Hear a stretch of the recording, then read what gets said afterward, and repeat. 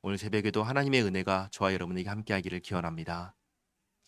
23절 말씀 보시면 배에 오르심에 제자들이 따랐더니 바다에 큰 놀이 일어나 배가 물결에 덮이게 되었을 때 예수께서는 주무시는지라. 큰 놀이 일어났다는 것은 파도가 친다는 것입니다. 작은 파도가 아니라 큰 파도입니다. 어느 정도 큰 파도이냐면 배를 덮을 만큼 큰 파도입니다. 위험한 상황이 된 것이죠.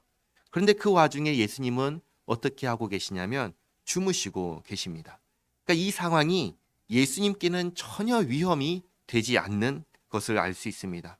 그러나 제자들에게는 위험한 상황, 죽을 수도 있는 그런 상황인 것이죠. 그래서 예수님께 찾아가서 25절에 그 제자들이 나와 깨우며 이르되 주여 구원하소서 우리가 죽겠나이다. 이 얘기를 하는 거죠. 그러자 예수께서 이르시되 어찌하여 무서워하느냐 믿음이 작은 자들아 하시고, 예수님께서 그런 제자들을 가리켜서 믿음이 작다라고 말씀하십니다. 왜 믿음이 작다고 하실까요? 무서워하기 때문입니다. 근데 제자들이 무서워하지 않을 수 있나요? 그럴 수 없죠.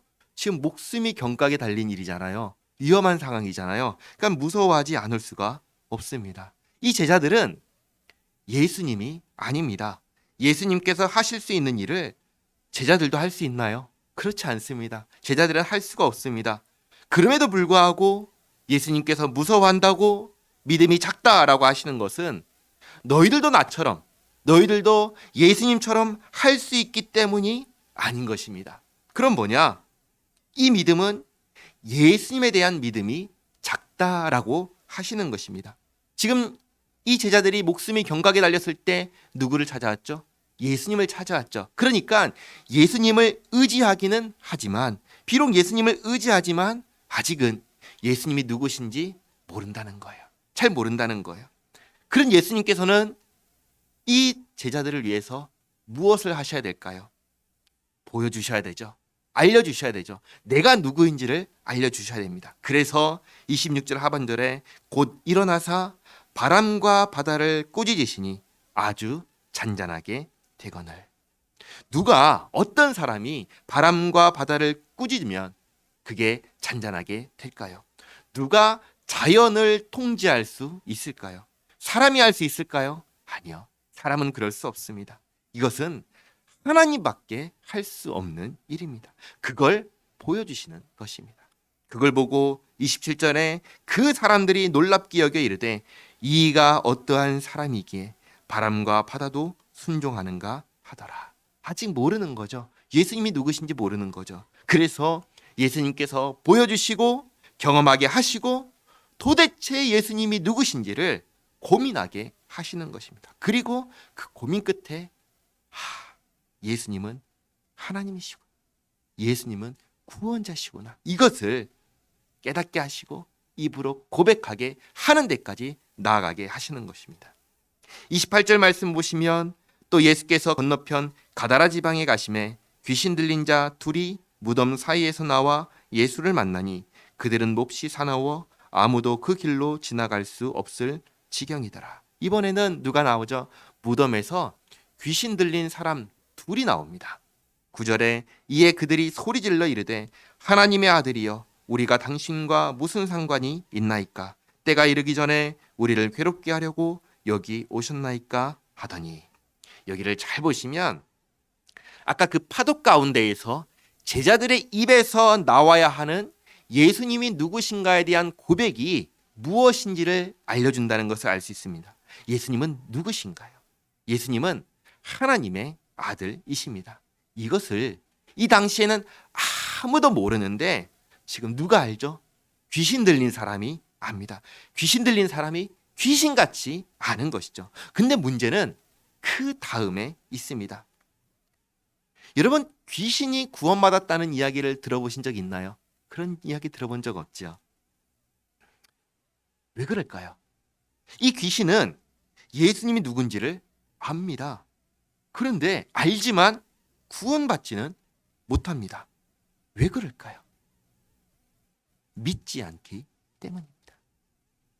귀신이 예수님을 향하여 하나님의 아들이라고 정확하게 얘기했습니다. 그런데 이어서 뭐라고 말하죠? 우리가 당신과 무슨 상관이 있나이까? 무슨 말이에요? 예수님은 하나님의 아들이시지만 나하고는 아무 관계가 없습니다. 그 얘기를 하고 있는 거예요. 하나님이 누구시죠? 하나님은 이 세상을 창조하신 이 세상의 주인이십니다. 예수님은 누구시죠? 성부 하나님과 함께 이 세상을 창조하신 말씀 하나님이십니다. 그러면 예수님께 귀신들은 어떤 관계가 될까요? 창조자와 피조물의 관계여야 합니다. 왕과 백성의 관계여야 됩니다. 그러면 어떻게 될까요? 순종하고 복종해야 되는 것이죠. 예수님과 귀신과의 관계는 본래 이러해야 하는데 귀신들이 예수님을 향하여 뭐라고 하죠? 당신과 나는 무슨 상관이 있나이까? 관계가 없습니다. 이런 식으로 얘기를 하는 거예요. 상관이 없다는 것이죠. 하나님은 하나님이시고 예수님은 예수님이시고 나는 납니다. 관계가 없습니다. 그렇기 때문에 구원받지 못하는 것이에요. 예수님이 누구신지 예수님의 제자들보다도 더 정확하고 분명하게 알아도 예수님과 관계가 없다면, 예수님을 믿지 않는다면, 예수님과 아무 관계가 없는 그런 사이라면 보다 분명하게 정확하게 안다고 할지라도 그걸 모르는 제자들보다 못한 거예요. 구원은 누가 받습니까? 구원은 아는 자가 받는 게 아닙니다. 구원은 믿는 자가 받는 게 구원입니다. 관계 있는 자가 받는 게 구원입니다. 왜냐? 구원은 하나님께 있기 때문입니다. 30절 말씀에 마침 멀리서 많은 돼지떼가 먹고 있는지라 귀신들이 예수께 간과하여 이르되 만일 우리를 쫓아내시려면 돼지떼에 들여 보내주소서 하니 그들에게 가라 하시니 귀신들이 나와서 돼지에게로 들어가는지라 온 떼가 비탈로 내리달아 바다에 들어가서 물에서 몰사하거늘. 돼지떼가 몰사합니다. 왜 이렇게 됐습니까? 예수님께서 몰사시키신 건가요? 그렇지 않죠. 이거 누가 한 짓이죠?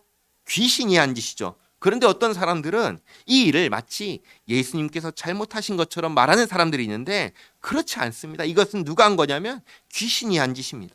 사람에 들어가서 난리를 피웠던 것도 귀신이 한 짓이고 돼지떼에 들어가서 몰사시킨 것도 귀신이 한 짓입니다. 예수님께서 하신 것이 아니에요. 이것을 구분해서 봐야 됩니다.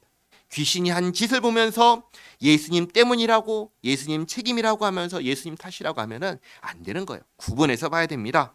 이렇게 되자 33절에 치던 자들이 달아나 시내에 들어가 이 모든 일과 귀신 들린 자의 일을 고하니 온 시내가 예수를 만나려고 나가서 보고 그 지방에서 떠나시기를 간구하더라. 귀신 때문에 한쪽 길을 다니지 못했어요. 무덤이 있는 길을 다니지 못했어요. 난리를 피우니까 가지 못했죠. 그러나 예수님의 은혜로 이제는 걱정 없이 다닐 수 있게 됐습니다. 그런데 그런 예수님을 만나서는 보고 믿지 않고 예수님을 영접하지 않고 예수님께 떠나시기를 간구합니다. 왜 그럴까요? 이해할 수가 없는 것이죠. 그러나 이처럼 이해할 수 없는 일이 그때도 지금도 일어나고 있습니다. 이게 현실입니다.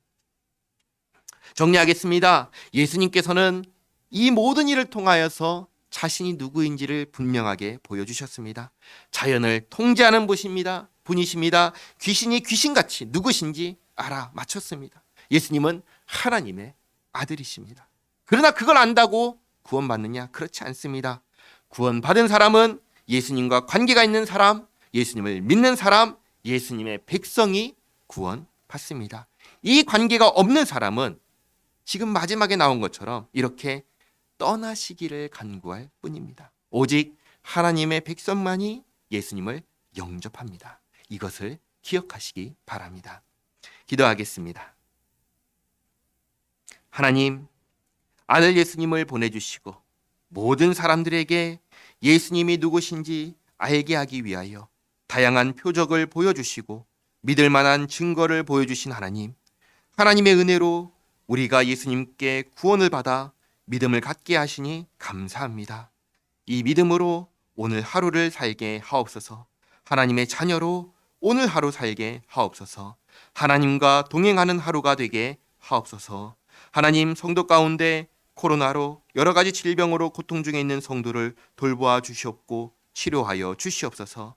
또 여러 가지 기도 제목으로 기도하는 성도의 기도를 들으시고 응답하여 주시옵소서. 예수님의 이름으로 기도하옵나이다. 아멘.